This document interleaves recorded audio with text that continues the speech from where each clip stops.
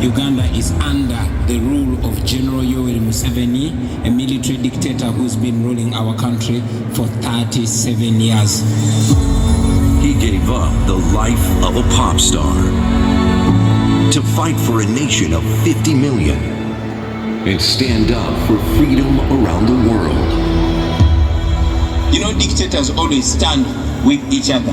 That is why mainly the dictators in Africa outrightly supported Putin. The leader of Uganda's democratic opposition. The regime forced him into exile. Brian, the UN, local and international human rights groups are all criticizing the Ugandan government for the extreme violence the opposition is facing. But they can't shake his optimism. Do you think that there are conditions under which you could go back to Uganda? I intend to go back to my country. This is not a third world country. We only have third world leaders.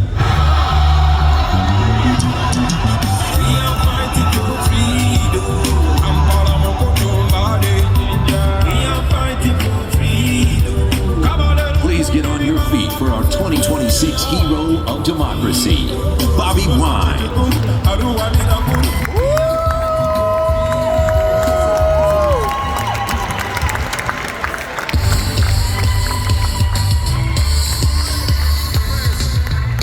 Still not silenced. When I demand for my rights, they label me a rebel. Anyway, I'm not a criminal. I swear I'm not a criminal. Being political don't make me criminal. I swear I'm not a criminal. Speaking out don't make me no. This is the message to the world government, expressing what's exactly on the Ugandans' minds. I say we are fighting for freedom. Freedom can be said twice. We are fighting for freedom.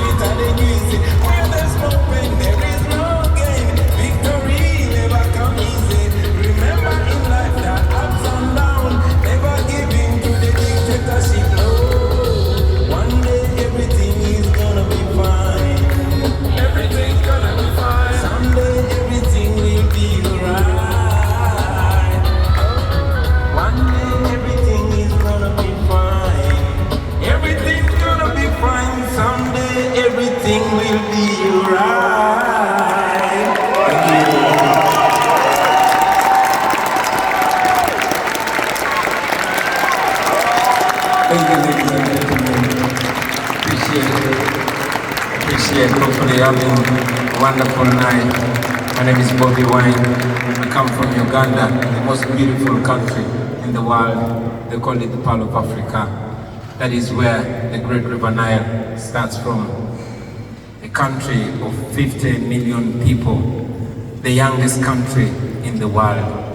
I'm so proud to belong to Uganda. Wonderful country, but miserable because it's under the subjugation of General Yoweri Museveni since 1986. 40 years of misery, 40 years of corruption, 40 years of gun rule, but we still dare to dream for a better day. I'm honored to be here, ladies and gentlemen. And while I'm here in a beautiful hall, while I'm here sharing smiles as we speak right now, more abductions are going on, more killings are going on. On the 15th of January, we had an election. I was running for president and I believe that I won. But since that day,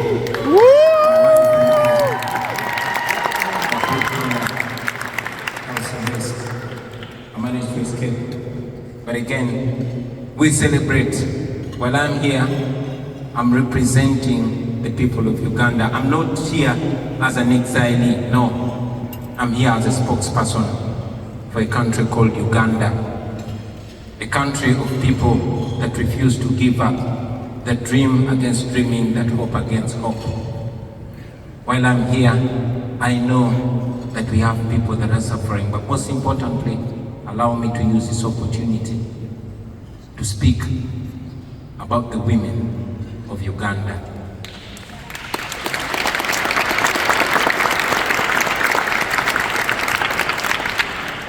While so many people are bearing the pain, but the women of Uganda in a very special way are standing in the gap.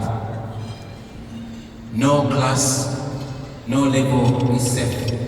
From the woman that sells in the market, right to the new First Lady of Uganda, my own wife, who was raided on the 23rd of January, beaten up by more than 70 soldiers that broke into my house, stripped my wife naked as they filmed, and General Muhoozi Kainerugaba, who is the Chief of Defense Forces and son of General Museveni, who is the President of Uganda, tweets naked pictures of our comrades, tweets subjugated pictures of my wife with pride, celebrating that he's winning. But not just my wife, the strong women that go up to paying the ultimate price. Women like my sister, Edith Katende, the wife of the spokesperson of our party, Alex Waiswamafumbiro, who died a few days ago when the husband was even denied chance to nurse her and even denied opportunity to lay her to rest. Women like Irene Nachibuka, who was so much of my fan that she had a tattoo of my name on her leg. That was reason enough to kill her, and she was buried. Women like Monica Chibalama, the wife of John Bosco Chibalama, my friend, who was abducted and kept missing for 7 years. The wife demanded for him, refused to give up, until one day she was also found suspiciously dead in her house. Women like Fauzia Natalie, who we fondly call Mama Cherine, the wife of my personal political assistant, whose house was raided and she was picked up by the military in full view of cameras, all that is recorded. She's kept in military detention for 37 days, even against a court order. Women like Agatha Nazua, who we fondly call Blue Tick, she was abducted and she's still missing. All mothers, daughters, wives, and spouses of the political prisoners. Female political prisoners like Olivia Lutaya, who has spent years in prison for simply wearing a t-shirt that has my picture on it. Women like Sauda Madada, women like Doreen Kaija, and many others. We hold them in high regard. But most importantly, ladies and gentlemen, we look at the solution and not at the problem. Now that we know the problem, now that it's clear that Uganda is under dictatorship like many other countries. And now that I have the opportunity to speak for those millions of people, to the modern world, to the United States of America, who we know is the world's biggest democracy, we request you not to continue supporting dictators in Africa, not to continue choosing diplomacy over democracy, not to continue choosing business over human rights, because the dictators in Africa and particularly in Uganda rob our countries, plunder our countries, and they invest and come here and enjoy those monies. These are dictators that abuse democracies, but they enjoy and benefit out of them. We request you to use the tools that you have to sanction those gross human rights violators, the abusers of democracy and the rule of law. Don't allow them enjoy the money they steal from our countries. Our countries' hospitals are run down and the schools are run down, and they're comfortable about it because they seek medical, they seek treatment in the developed world. Their children are studying here. But if you slap sanctions on them, then they will think twice when they are carrying out mass killings. We ask you to evoke the Magnitsky laws that you have. Those are tools that are not only helpful to you, but they can be helpful to us. Finally, on behalf of the people in Uganda, I know that every time we come and make our case here in the Western world, particularly in America, they accuse us of being agents of the West, of being agents of neocolonialism. But I say to you that we are not asking you to come and help us. We are only asking you to stop sponsoring our oppression. I believe that's more. Thank you very much.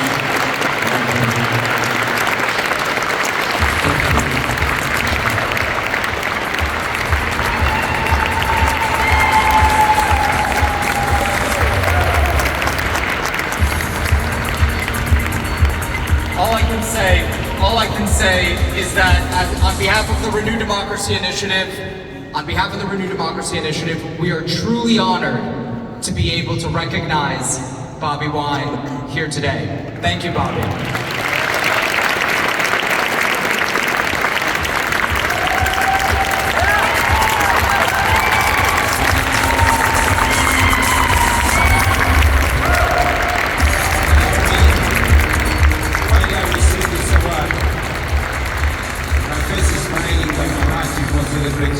I want to dedicate it to all the political prisoners and prisoners of conscience. Dr. Kiza Besigye, my deputy president, Honorable Mwanga Chifumbi, the women in prison, those that are in detention, those that are missing, and those that have been killed. Your pain will never go in vain. We can only honor you by not giving up and by standing for the cause that you are paying a big price for. One day we will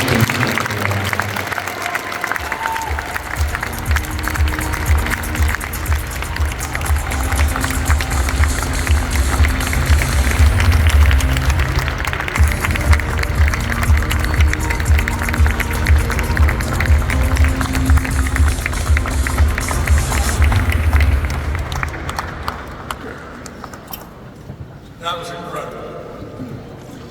I will never, ever, ever experience after-dinner programming in a gala again.